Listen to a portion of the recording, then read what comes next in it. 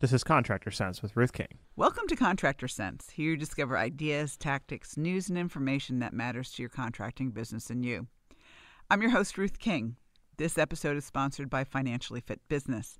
Go to www.financiallyfit.business to grow your business profitably, build wealth, and analyze your monthly financial statements in less than 10 minutes a month. Thank you for joining us. Here's how we will help your business and you today. Yay! We're on episode 7. We're on part 7 of the 7 parts of a financially fit business. So today's the end of it. And today is, okay, this is what we have to do every day. This is what we have to do every week. This is what we have to do every month. So this is the financial reviews that you do to make sure that you're headed in the right direction.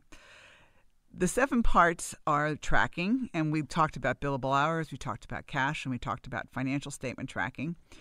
Session 2 or 7, the second part is knowing your overhead cost per hour and your net profit per hour. Part 3 is pricing and making sure you're pricing properly. Part 4 was maintenance and making sure that you all have maintenance programs. It does not matter whether you're plumbing, electrical, HVAC, pool and spa, generator, any home services business, any business services business can have maintenance plans. 5th part was monthly metrics, your KPIs, and I went through what those are. Last session, we did budgeting, and in this session, we're going to talk about your monthly reviews. You're going to talk about daily reviews, weekly reviews, and monthly reviews. So let's get started. Daily reviews. Look at your bank statements online every single day. All right? It takes 5 minutes. Make sure it's like brushing your teeth. It's not a big deal. Well, it is if you don't do it and some bad guys come in and hack your account and take, megabucks out of your account. It's really, really, really important to look at the statements. Make sure you recognize all the ACHs.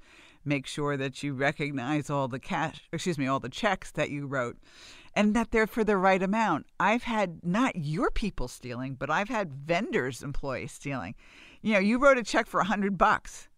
It comes back as $1,000. The bank cashed it for $1,000, and it was supposed to be for $100. Not a good idea.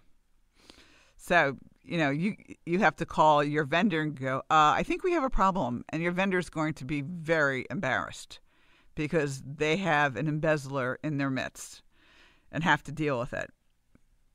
But you caught it by looking at your financial statements every single day. The other thing that I would, this is not a daily thing, but I was doing leading a session a couple of weeks ago, and one of the contractors in that session had one operating account. That was it. Always separate your operating account from your payroll account. All right. Your payroll account's going to have very little money in it other than, when payroll is due a couple of days, you just transfer the money in. But it's much safer to have a payroll account because, somebody can hack an account. You still have another one, at least in the beginning. But the reality is if your employees get your federal ID number and for somehow get into knowing what the payroll account number is, they're not going to steal a whole lot of money because there's generally not a whole lot of money in that account. Okay? So have an operating account and have a payroll account and make sure you look at both every single day. All right.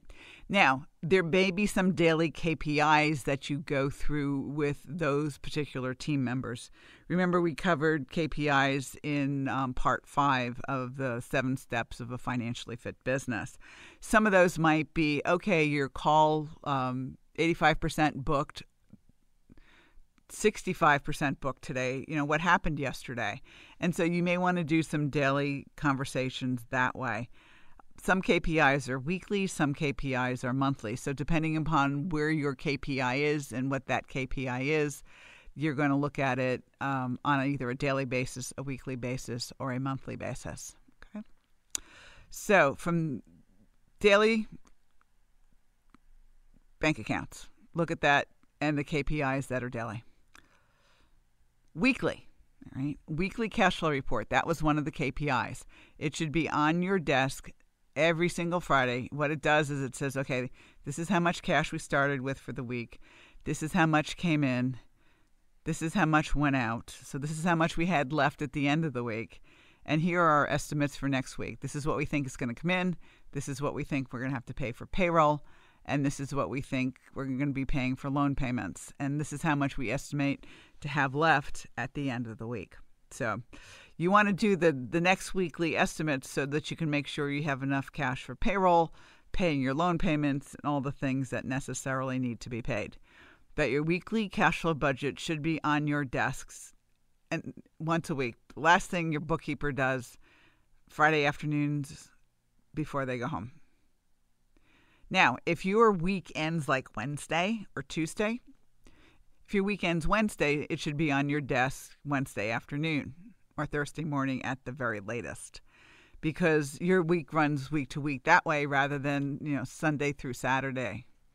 And that's how you would do your weekly cash flow reports that way. There are some weekly KPIs that you'll do, especially with field.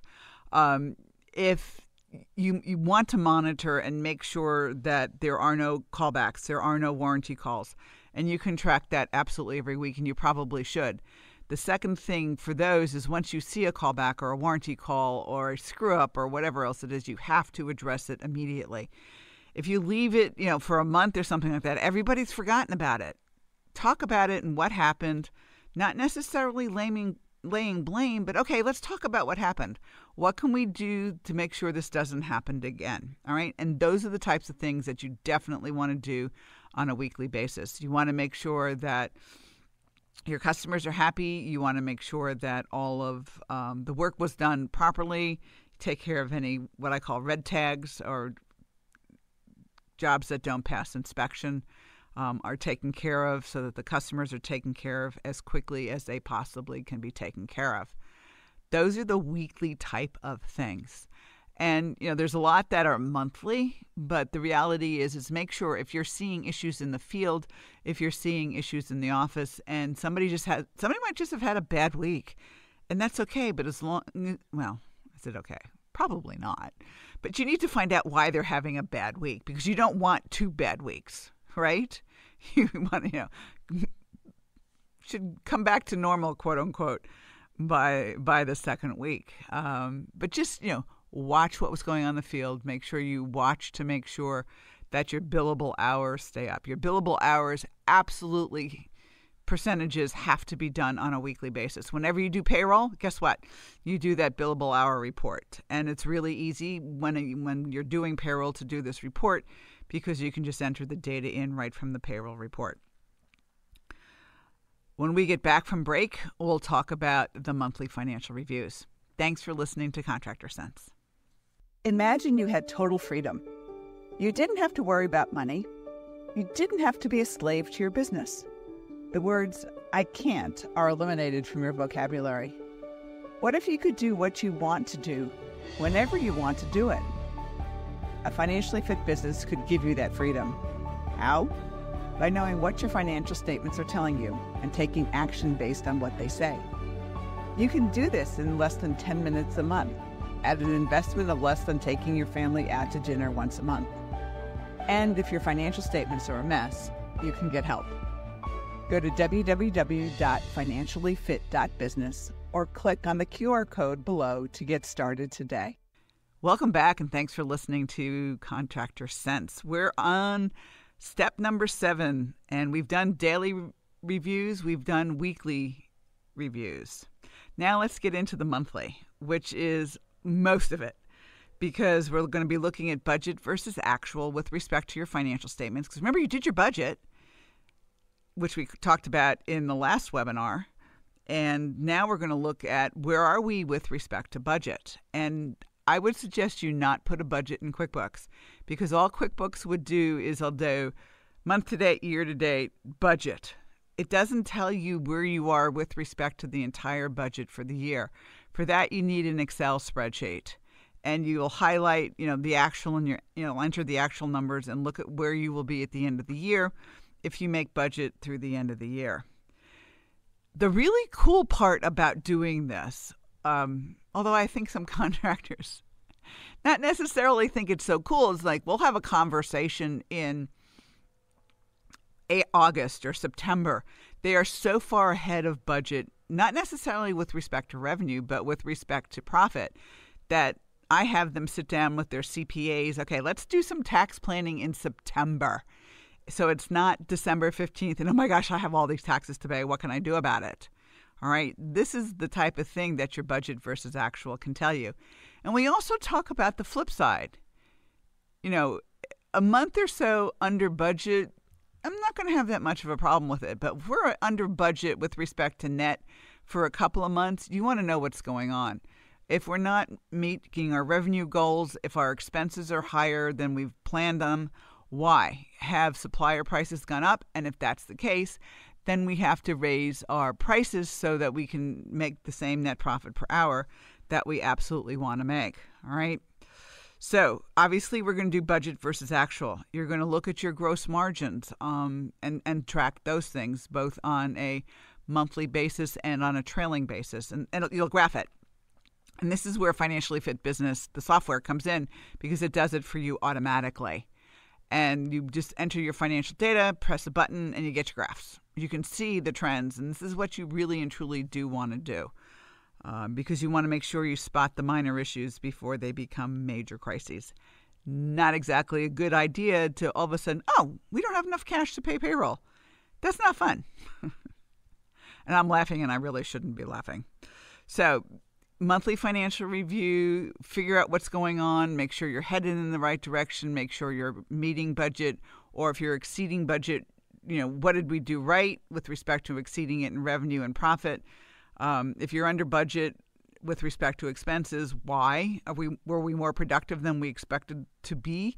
I mean, there's lots of reasons, and you might be going the right direction. You just don't know. So that's that review. You want to make sure that your inventory days are where they need to be. Your receivable days are where they need to be. All of your monthly KPIs with respect to service technician truck revenue, with respect to callbacks and warranty calls and the average service tickets. And obviously you want to see a monthly billable hour percentage. Make sure that the overall company is headed in the right direction. So some KPIs are monthly, like the financial statements piece of it is monthly. Looking at average ticket revenue, you can do that every week. It sort of doesn't make a whole lot of sense to do it every day. But every month you're going to look at it from a perspective of, where are we with those things? Where are we with maintenance agreement enrollments? Are we doing our 1 out of 3? Are we looking at them and are we making the follow-up phone calls for technicians who left the maintenance agreements but the customer didn't say yes? All the things that we talked about with KPIs, make sure that every month you review them. Every month you talk with whomever is responsible for that KPI.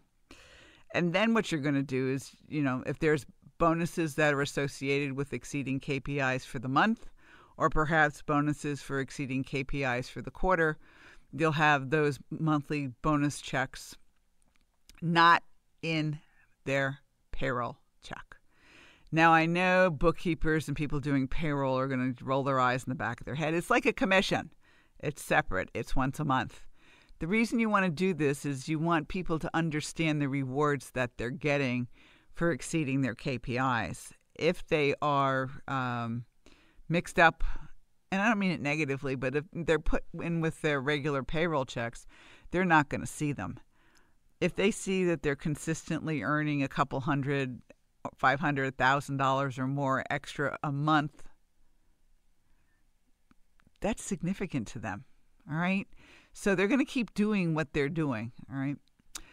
The other thing you may want to consider from time to time is KPI rewards or, things that they get for exceeding KPIs, not necessarily monetary. All right. So here's what I'm talking about. At the end of a really, really hot and busy summer, the techs and the office personnel really and truly do not care about more money. Well, some of them probably do, but they're tired. They want time off.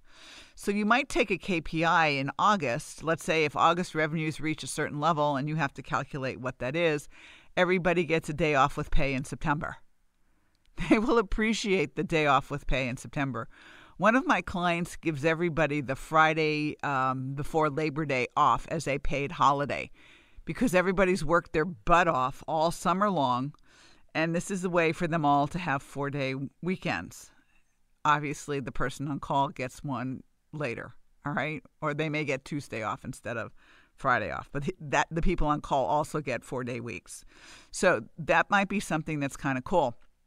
In your slowest month of the year, if you have a revenue goal that you've never achieved, you might say, okay, we're going to take everybody out to a fancy restaurant that's in your area that they normally can't go to. Can't's not the right word.